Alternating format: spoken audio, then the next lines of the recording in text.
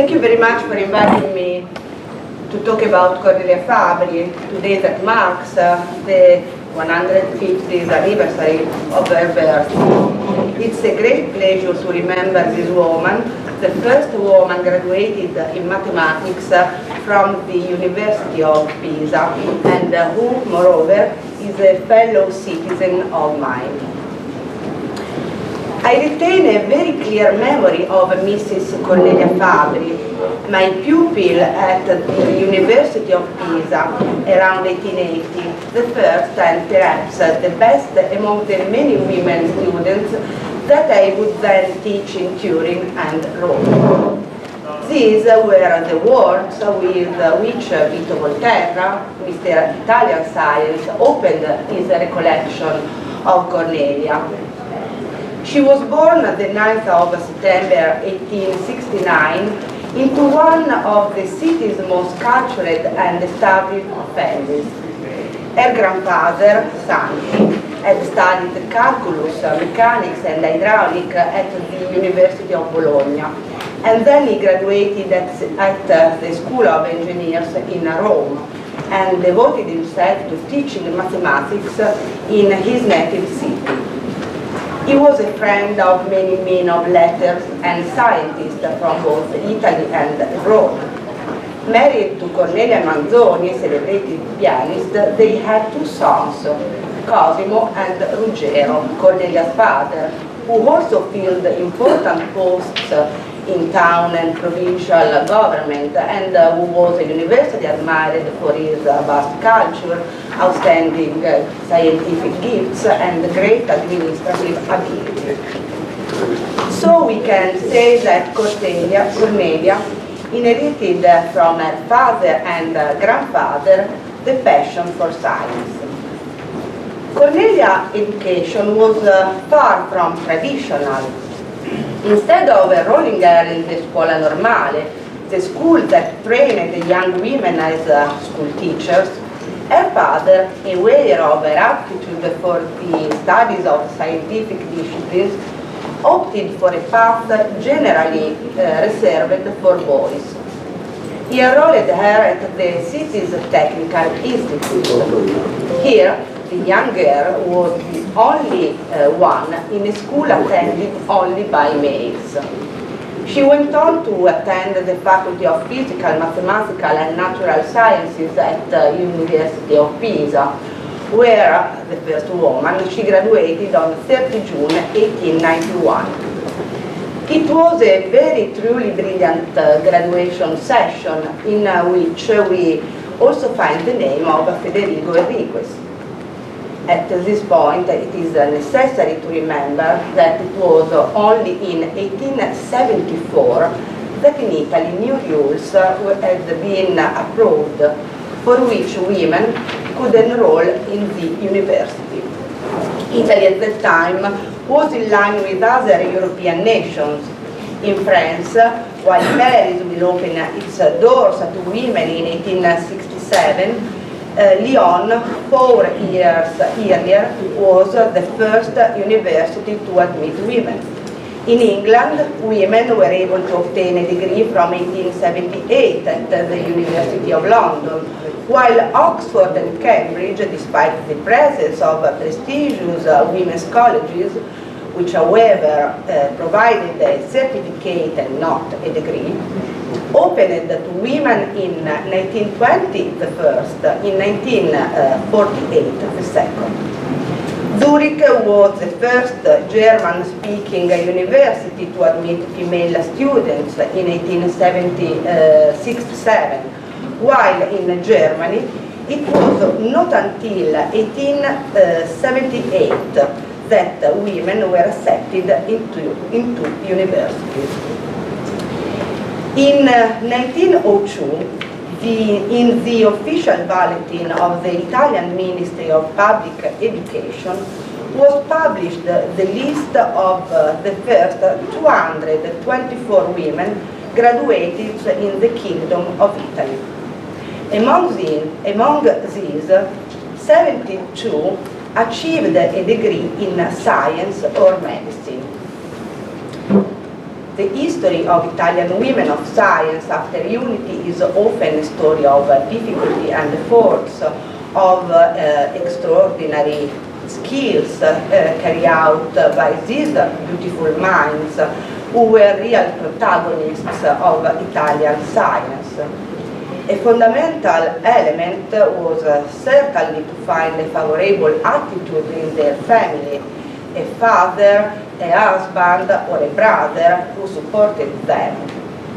These scientists were able to reach such goals also thanks to the support, starting from the 70s, of a series of heated debates, not only Italian, focused on women's rights, debates that were fundamental in underlining the need for autonomy and independence of women, now reaching out to gain a higher level of education and therefore an equally satisfying and qualifying activity or job. In this respect, the discussions carried out by some of the first feminine period magazines such as La Donna, directed by Gualberta Laide Beccari, a leading figure in the rising Italian emancipation movement, played a prominent role.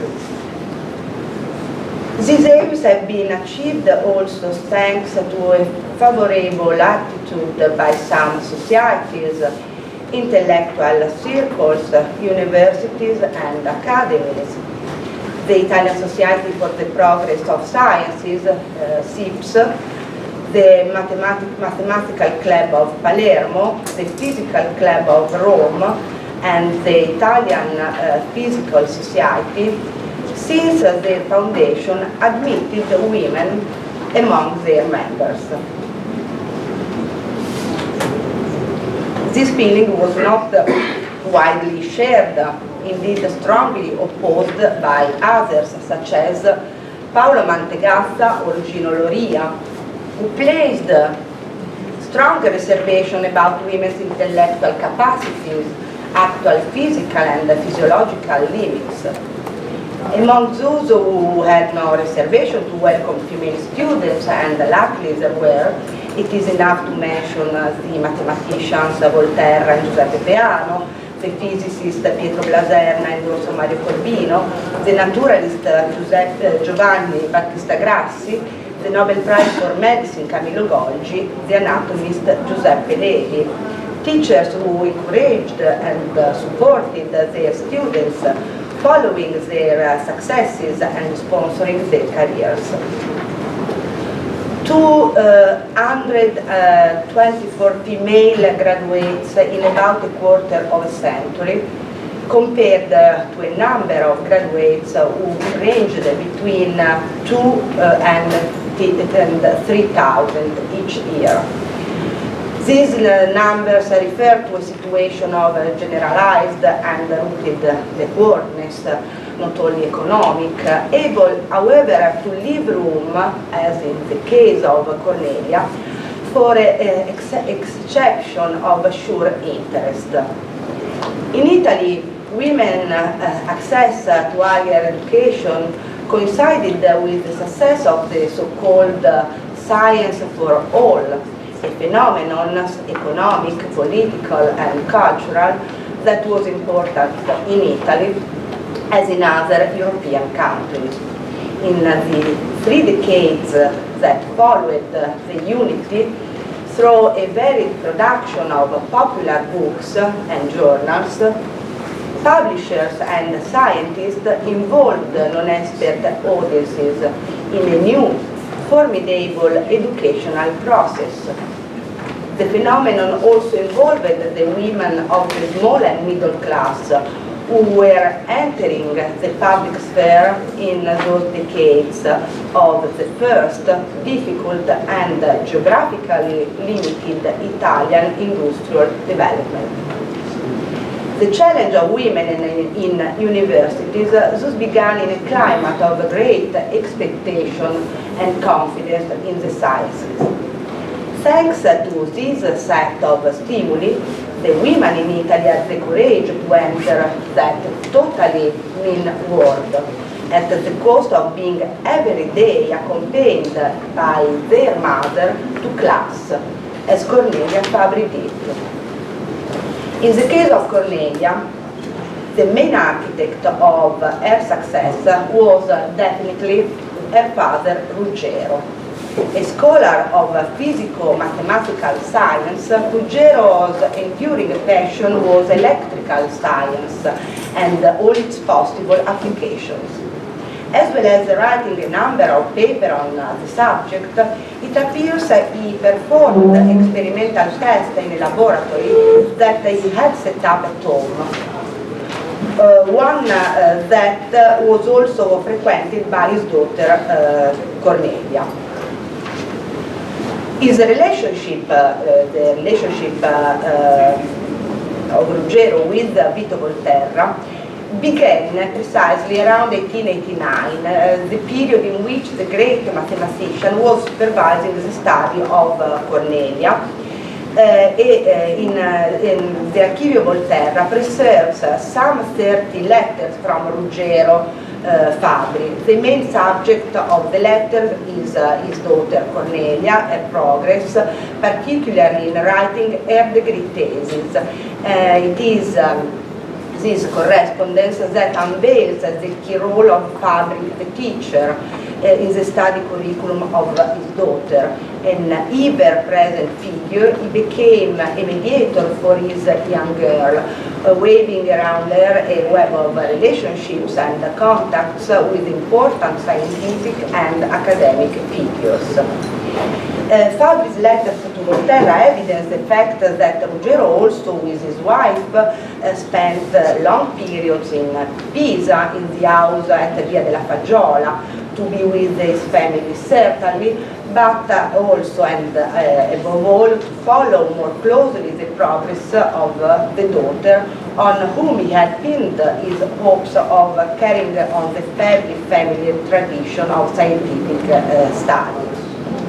Cornelia, therefore, was driven and inspired forward by two teachers during her studies, her father and Vito Volterra, the latter of whom, in a letter of July 4, 1890, did not hesitate to sing her praises.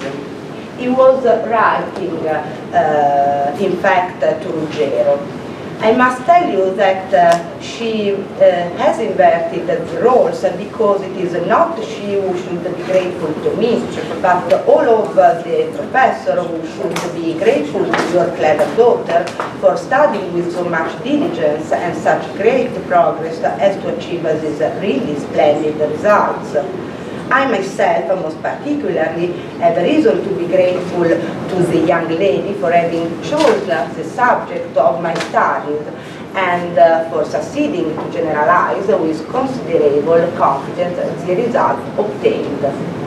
Makeful words, indeed, coming from the illustrious Volterra, who in 1887 published a series of works on functions dependent on other functions and on lines, for which he is now considered one of the founders of functional analysis.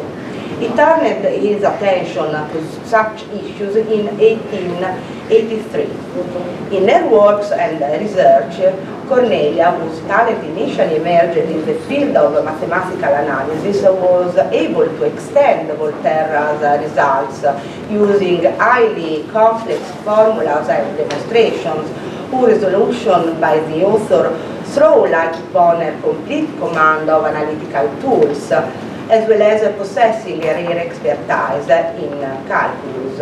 And Volterra referred to these efforts in terms of great affection. In 1887 he wrote, I published my first works on functions dependent on other functions and linear functions. By 1819 they had attracted attention, but had not yet been followed up with original studies by other mathematicians. Cornelia Fabri was the first to show confidence in those ideas and their importance to scientific progress. After 30 years, Now that those ideas have penetrated the field of mathematics, I look back with a deep feeling and heartfelt gratitude to the one who first had faith in them and shared with me the anxiety for their successful outcome. Who better could understand the significance of Cornelia's work on linear function, especially since the young student had developed research begun by him. In a letter from Ruggero to Volterra of July 1890, we also learn that sometime previously Volterra had suggested to Cornelia the subject of her dissertation, the theory of vertical motion in compressible fluids. So it was at the suggestion of her teacher that Fabri began to address the question of hydraulics, leading to the publication of what are considered her most important works. It is hardly surprising that Volterra should make this suggestion. In fact, he had graduated in physics in 1882, presenting a thesis on hydrodynamics. Cornelia devoted 4 papers to the theory of vertical motion, more precisely to the extension of what is commonly referred to as vortex theory. Volterra provided a direct account of Cornelia's graduation examination, recalling the event with enthusiasm. I remember our degree examination was a great event for the University of Pisa, not only because it marked the first time a woman had graduated there, but also because the candidate performed admirably, receiving the maximum score, summa cum laude. On that occasion, the eminent director of the Faculty of Science, Professor Antonio Pacinotti, spoke with properly high words, drawing attention to the importance of the event and announcing the advent of a new era marked by the entrance of brilliant female figures into the field of science.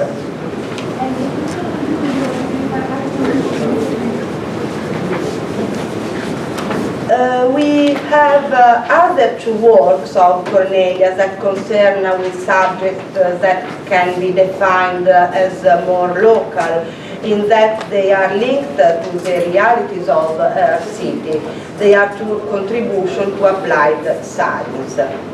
Why then, after 4 years at the university and with such a rich scientific production, did Cornelia Fabri return forever to Ravenna to resume family life?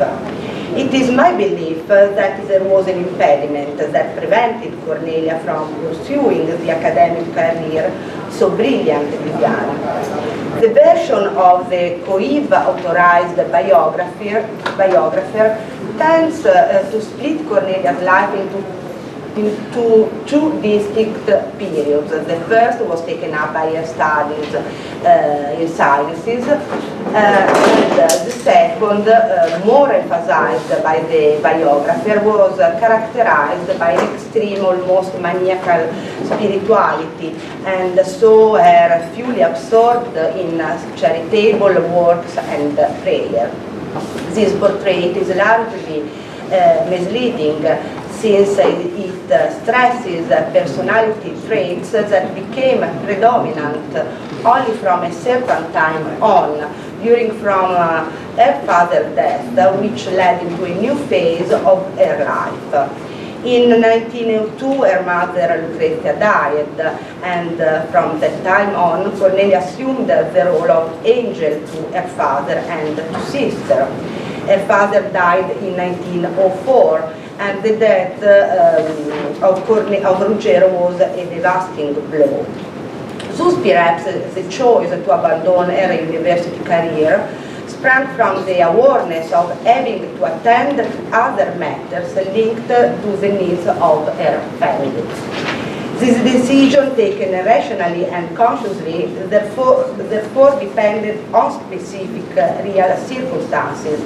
The study of mathematics had sharpened and reinforced her mind, while her participation in university and public life had in some way emancipated her, making her more autonomous and skilled in dealing with the family administrative and financial matters.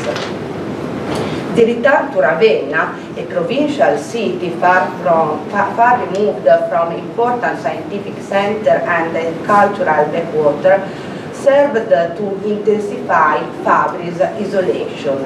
Few among her fellow townspeople knew of her intellectual pursuits, which she tended to maintain a secret. However, perhaps the mathematical soul that resided in Cornelia was never completely stayfold.